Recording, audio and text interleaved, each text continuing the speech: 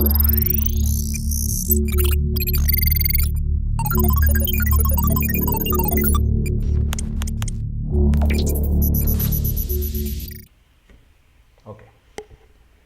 Terus bagaimana kalau kita mau bikin map berdasarkan kategori? Jadi kalau kalian buka datanya, di sini open attribute. Kategori ini contohnya data nominal. Jadi di sini yang bisa dijadikan kategori adalah ini, kelompok pulau. Jadi provinsi mana yang masuk Pulau Sumatera, Jawa, Bali Nusa Tenggara, Kalimantan, Sulawesi, Maluku, Papua. Jadi ada 1, 2, 3, 4, 5, 6 kelompok. Kita ke properties lagi.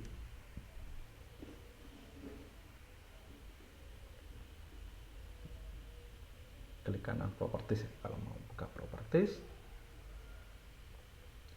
Kemudian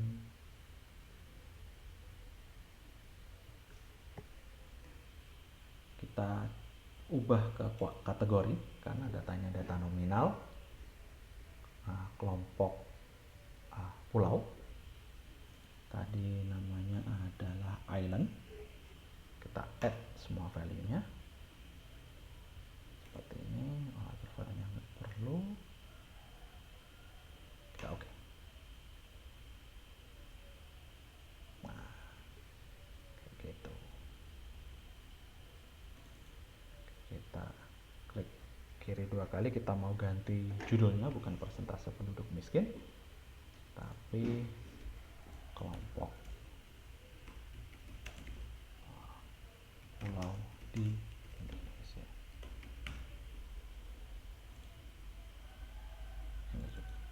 Kita ganti, klik kiri 2 kali, langsung kita ganti kelompok pulau Indonesia.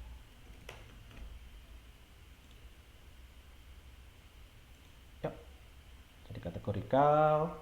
Jadi warna cuma menunjukkan kelompok pulau di Indonesia aja, nggak ada yang lebih bagus. Export map.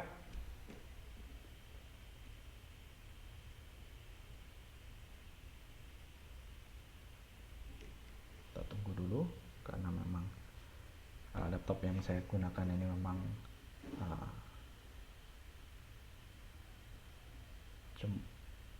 tidak punya RAM yang sangat mumpuni, jadi memang tidak secepat itu kelompok pulau di Indonesia.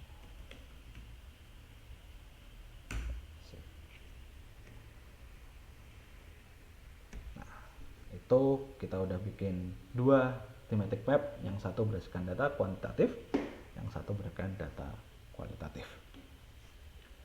Nah, kemudian kita coba pakai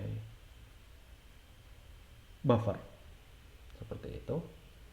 Jadi apa yang kita bikin buffer? Yang kita bikin buffer adalah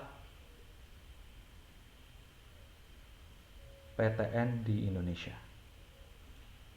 Jadi saya ada data 20 PTN. PTN di Indonesia pada tahun 2020 itu ada 86 PTN. Karena ini PTN, bentuknya dalam bentuk titik. Saya masukin aja PTN point Indonesia. Saya add. Nah, di sini mungkin nggak terlalu kelihatan titik-titiknya, tapi kalau di sini kita ke data view dulu.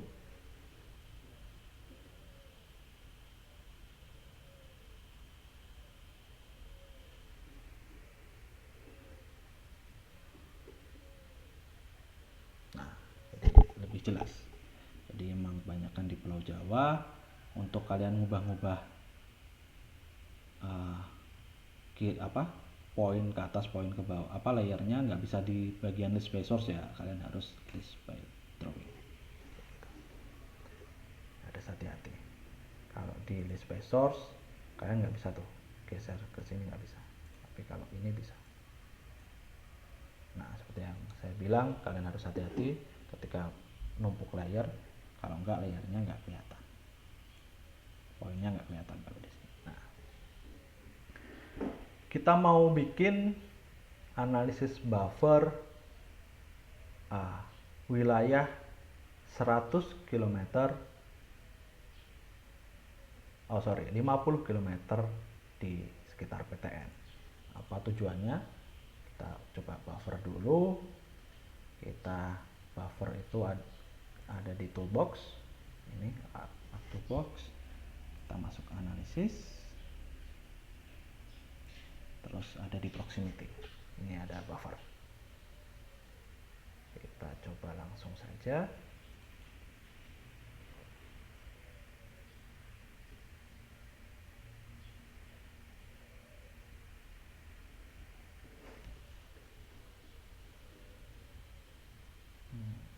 Agak lama. Oke, nggak masalah. Nah, jadi yang kita mau buffer apa? Itu adalah PTN point di Indonesia. Kita mau melihat daerah yang dalam cakupan 50 km di sekitar PTN. Nah, saya akan menjelaskan tujuannya apa. Berarti di sini saya asumsikan bahwa maksimal orang yang bisa pulang pergi dari suatu PTN itu saya perkirakan maksimal 50 km jaraknya. Itu memang cukup jauh, tapi ya itu masih mungkin kayak gitu. Misalkan Bogor sampai Jakarta, yang Jakarta Pusat itu masih 50 km, atau Jakarta ya sekitar Jakarta Utara itu 50 km, dan masih ada KRL. Di sini nama outputnya saya ganti file outputnya, ganti lokasinya di lokasi home dengan nama PTN buffer PTN Indonesia buffer save. Terus jaraknya apa? Dalam bentuk 50 km 50 km, jangan lupa, jangan desimal, jangan apa, kilometer. Ini dissolve all.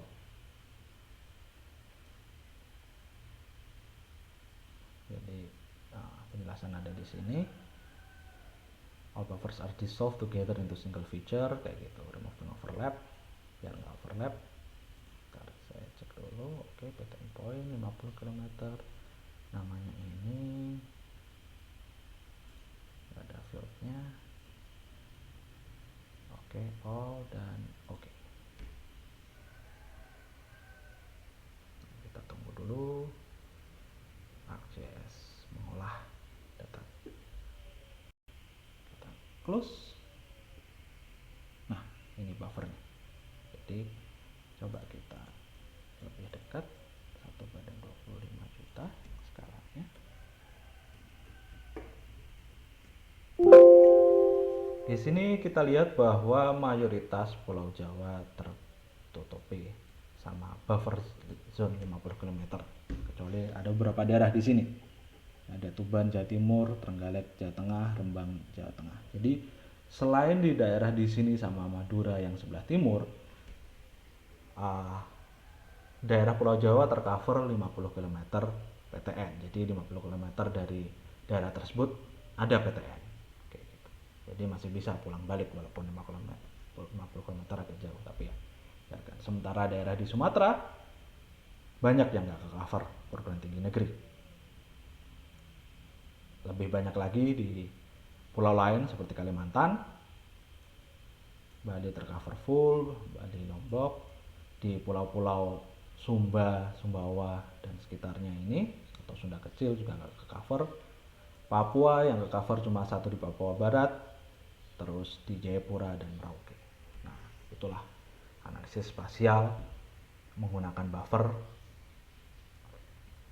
Jadi kita bisa lihat distribusi PTN di Indonesia, daerah-daerah mana aja sih yang nggak tercover 50 km sekitar PTN, dan otomatis mereka untuk kuliah di PTN harus nggak bisa PP, karena kalau pulang pergi setiap hari karena capek lebih dari 50 km misalkan.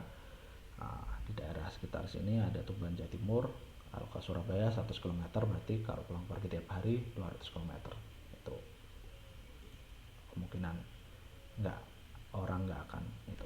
Jadi nggak akan pulang pergi tiap hari ke Surabaya, kecuali emang nekat banget untuk kuliah. Jadi ya itu kita bisa ke layout view habis ini. Jadi yang saya bilang kalau ini masih dalam bentuk global itu berarti masih di apa, masih proses. Ini saya zoom out lagi, 12 setengah, 12 setengah. Oh, kebanyakan 10. Oh enggak, 11. Jadi tergantung skalanya. Terus kalau kalian mau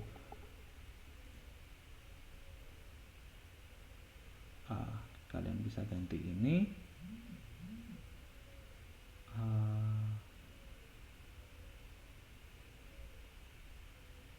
kalian bisa ganti buffernya dengan ukuran yang lebih besar, edit simbol.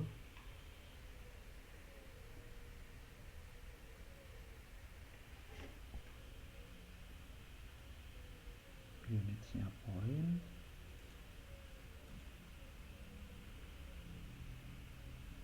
selanjutnya kalian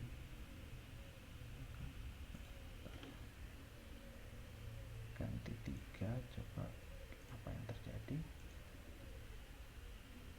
Oke, masih belum. Poinnya biar lebih kelihatan, saya ganti 14. Nah, seperti itu lebih kelihatan.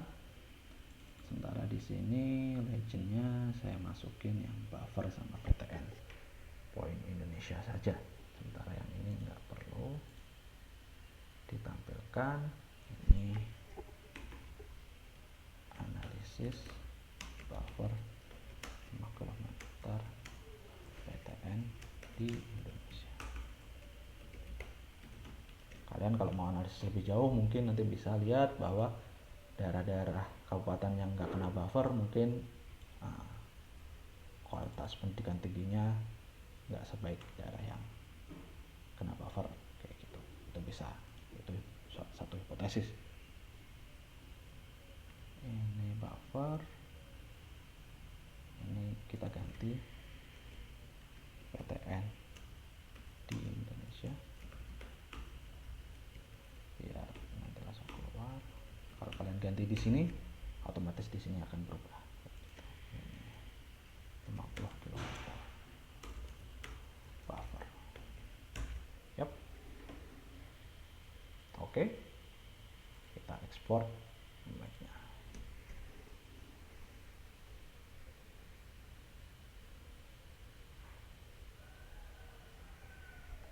Terus menunggu, agak sabar.